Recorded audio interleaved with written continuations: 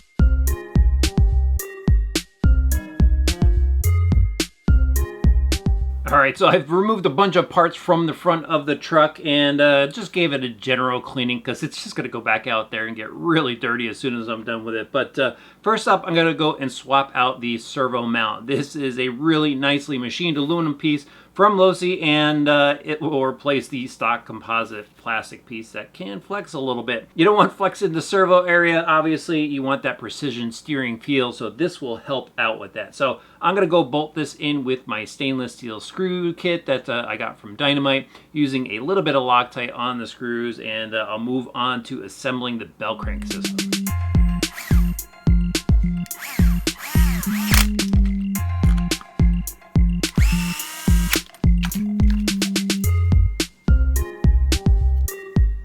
Servo mounts in, nice and easy. Next up, we're going to move on to installing these aluminum cranks from Losi, and for that we need to remove some of the hardware from the stock crank system. Basically, we're going to reuse the post and the spring in here, and I think a couple of washers, the pivot ball definitely, but I'll go swap this out, show you what it looks like it's all together, and I'll give you a few tips along the way. Alright, so we'll just back off on the servo saver nut here, and that is just a 7mm nut and spring. Slide that off, push this post out. This should just all come apart. Look at all that dirt inside there. Definitely clean that off.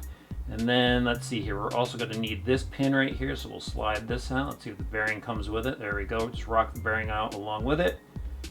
And then push the ball bearing out there. There we go. So there's both ball bearings. We'll put those aside for later. And then what else do we need here? I think we need to reuse these washers because my stainless steel screw kit didn't come with those. Back those out. And let's see here. Oh, there's some shoulder bushings inside there. We're going to need those as well. And my new screw kit gives us new M3 nuts, so I won't need to reuse those. So here's the servo saver side of the aluminum bell crank setup. We're just going to put those together. Some people like to put a little bit of grease here just so this thing can operate nice and smooth if it does. I'm not a huge fan of that. I'm just going to leave this without grease. So we're going to slide the support shaft in. Slide that up and in there, kind of just keys in, and then we're going to go and take the spring, slide that back on, followed by the retaining nut. We're going to crank this down and back it off just a little bit, just so it can do its job a little bit, but I definitely want this to be nice and tight, especially since I have a high torque servo to go and back things up. So let's just see if that works there. Oh, that's pretty tight, so back it off a little bit more.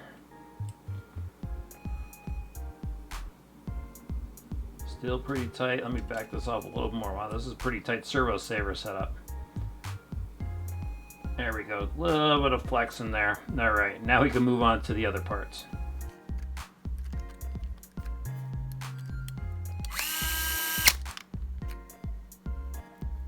All right, so we got to swap over the bushings next, and I noticed that the bushing hats are pretty tight, so I think I actually have to go ahead, move a little bit of aluminum. I think there is a burr there. You can actually see some material coming off. All right, there. Now we can just hopefully slide this in. Of course, it doesn't want to go in there nice and easy, so we're going to need a pair of pliers. So what I do, take a pair of pliers, just kind of push this in, but it's got to be even. If it's on an angle, that's when there's a problem. There we go. Now it's settling in there. And if it stops and gets jammed, here is another little trick you could do to get that in there, is basically press it in. So I've taken a long 3mm screw there, put a nut on the one end, and then I've got the 3mm nut on the other end.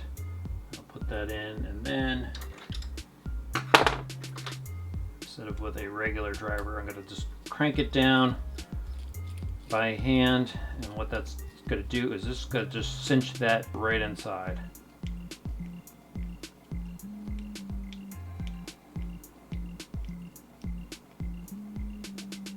There you go. See, it just pulled it right in. Now we can just back this out, and that bushing's in place. All right, I've got my belt crank assembly together, and the pieces themselves are really nice, but the machining was a tad bit inconsistent as far as pressing the bushings and bearings into it. So I had to press one in using a clamp system basically, and then the other bearings here on the outside, I had to really press hard against the workbench to get them in there. But everything is spinning nice and free. You got to make sure everything works smooth. That it is. Now it is time to work on the servo. So I've got a Spectrum 6250 servo I'm going to put in. This is a pretty nice servo with the aluminum case there, so this could get bolted right down. I'm not going to use rubber grommets on it. I'm just going to bolt it right down to the aluminum mount. But this servo allows you to adjust your lead length on there. So it does come with a servo lead to it. It gets plugged in. And then Spectrum offers other leads, so if you want to go and extend it, you can do that. And I am going to go and use the 23 tooth aluminum servo horn from Losi to put on there. So you're going to have to go and power up your electronic system, make sure everything's centered before you put this servo horn on. So I'm going to go get that in. We'll see how it looks when it's all set up.